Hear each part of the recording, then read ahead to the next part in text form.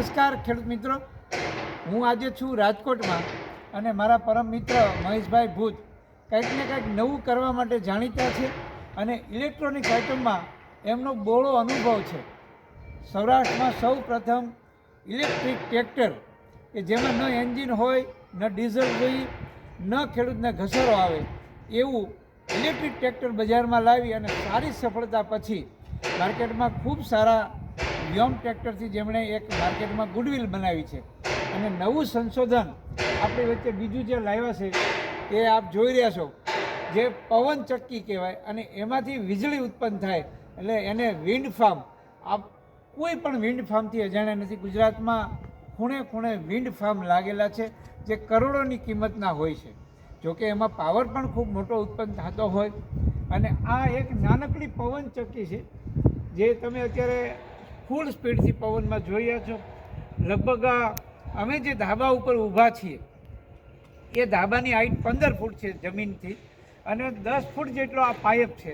એટલે જમીનથી 25 ફૂટના ઊંચાઈએ જો આજુબાજુ કોઈ મોટું બિલ્ડિંગ ન આવતું હોય તો 25 ફૂટના અંતરે આ એટલો પાઇપથી ઊંચો કરી શકાય. આની વધુ વિગત માટે હું મહેશભાઈને વિનંતી કરું કે આ પવન ચક્કી જે બનાવી છે, વિન્ડ ફાર્મ બનાવ્યું છે, એ સામાન્ય લોકો પોતાના ઘર માટે, પોતાના ફાર્મ માટે, પોતાના ખેતરે અથવા તો જ્યાં વીજ પાવર પહોંચ્યો નથી અથવા તો વીજ પાવર પહોંચાડવા માટેના જે જમીન એનઓસી થવી જોઈએ, એ બિનખેતી થવું જોઈએ, એ ન થયું હોય એટલે 24 કલાકનો પાવર ન મળે તો ત્યાં લગાડવા માટે અહીંયા આમાંથી કેટલો પાવર ઉત્પન્ન થાય અને કોસ્ટથી લઈ અને થોડીક માહિતી આપજો.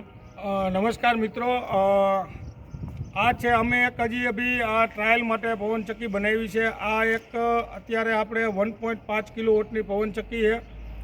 જે તમે સોલાર સિસ્ટમ અત્યારે જે નાખો છો તેની અંદર જે 3 કિલોવોટ સોલાર જે વીજળી ઉત્પન્ન કરીને દેશે એ તમને આ 1.5 કિલોવોટમાં મળશે. જે સોલાર છે તે 10થી 11 કલાક જેવું વર્ક કરતું હોય છે અને આપણું આ 24 કલાકની અંદર તમને ઓછામાં ઓછું 21થી 22 કલાક વર્ક કરશે. એટલે જોકે આમ પાવર તો સેમ ટુ સેમ થઈ જશે, 3 કિલોવોટ જેટલો જ આ પાવર ઉત્પન્ન કરશે. બાકી આને તમે જોઈ શકો છો ઊંચાઈ બહુ એટલી બધી લઈ જવી પડતી નથી. અને જે તમે વાત કરી કે ફાર્મ હાઉસમાં ને એના માટે તો આ એક સરસ વિકલ્પ કહેવાય. અને આમાં એટલો બધો ખર્ચો પણ નથી, સોલાર જેટલો ખર્ચો પણ આમાં આવશે નહીં.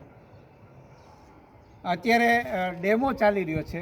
હજુ આમાં મારી વાત થયા મુજબ થોડા ઘણા એમાં ફેરફારો અને જરૂરી જે ટેકનિકલી બાબતો છે એ હજુ પણ એક ડેમો પીસ તૈયાર કરશે.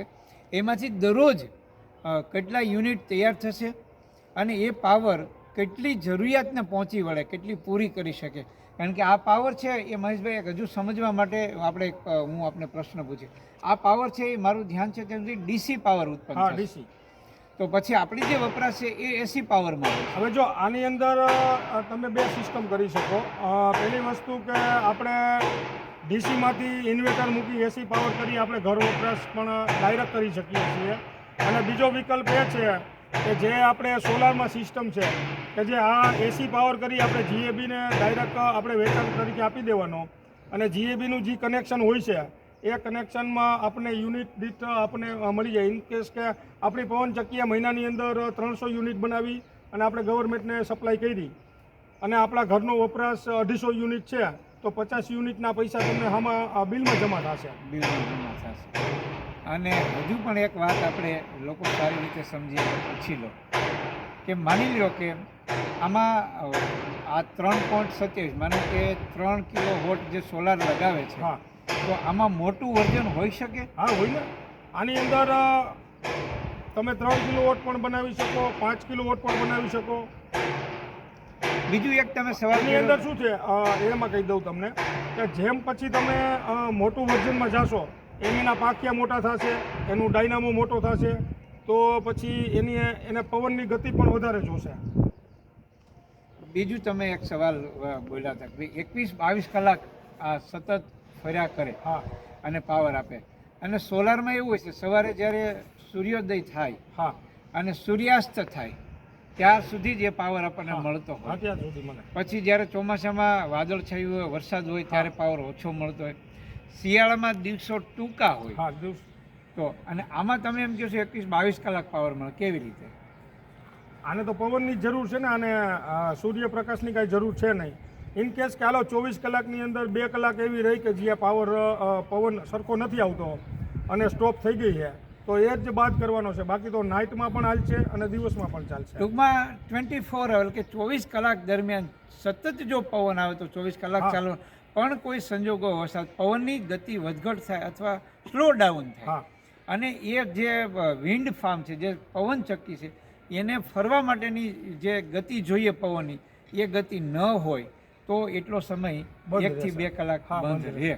પણ માની લ્યો કે પાવરની વપરાશ આપણને 24 કલાક છે, હા તો આપણે બેટરી કેવડી હોય કે જેમાં સ્ટોર પાવર થઈ શકે? જો હવે ડાયરેક્ટ તમારે ચલાવવું હોય તો બેટરી મોટી જ હોય કે ભાઈ આપણે 2 પંખા છે, 2 લાઇટો છે, બીજું કોઈ ફ્રીજ તમારે હકાલવું હોય, ઘરઘંટી, ઘરઘંટી ગામડામાં હકાલવી વલણો હોય, તો હોય, એના માટે AC હોય, બેટરી પાણીની શું છે? મોટર હોય. બેટરી શું છે કે બેટરી એક પાવર સ્ટોરેજ છે.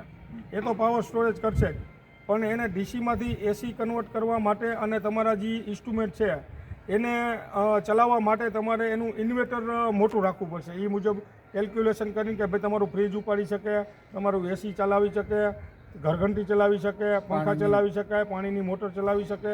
એના માટે તમારે એનું ઇન્વર્ટર મોટું જોશે. બાકી તો અહીંથી જે પાવર આવે છે એ સીધો બેટરીમાં સ્ટોરેજ થઈ જશે અને તમારું ચાલુમાં હશે તો ચાલુમાં જેટલું તમારે ઇન્વર્ટરને જોતો હોય છે એટલું ઇન્વર્ટર પાવર લઈ લેશે અને બાકીનું સ્ટોરેજ બેટરીમાં થશે. ઇન કેસ કે પવનની ગતિ થોડીક ઓછી છે અને આપણી પવનચક્કી પૂરો પાવર કાઢતી નથી, તો એ સમય દરમિયાન બેટરી અને પહેલો પાવર આનો જ હશે, પછી ઘટશે એટલો પાવર બેટરીમાંથી લઈ અને ઇન્વર્ટર તમારી જરૂરિયાત પૂરી કરશે. તો આ હતા મહેશભાઈ ભૂત, આપને સૌને ખૂબ સારી માહિતી આપી અને હજુ એમના સંશોધનો સતત શરૂ છે, એટલે ગ્રાહકોની કદાચ ડિમાન્ડ આવે પણ હજુ 2 મહિના સુધી 2 મહિના જેવું ગ્રાહકોને એ પોતે નહીં આપી શકે, કારણ કે હજુ આમાં સુધારા કરવા છે, થોડી સાઇઝ પણ મોટી કરવાની છે અને ત્યાર પછી એના જે ડેમો પ્રોડક્શન, કેટલા યુનિટ પ્રોડક્શન આપે છે, વોલ્ટેજની જરૂરિયાત મુજબ કેટલો પાવર એ પહોંચાડે છે, આવા જે બધા ડેમો જે લયા પછી એમાં જે તારણ આવશે, નિષ્કર્ષ નીકળશે અને ત્યાર પછી એ પ્રોડક્શનમાં મૂકી અને ગ્રાહકોને આપવાનું છે. ધન્યવાદ.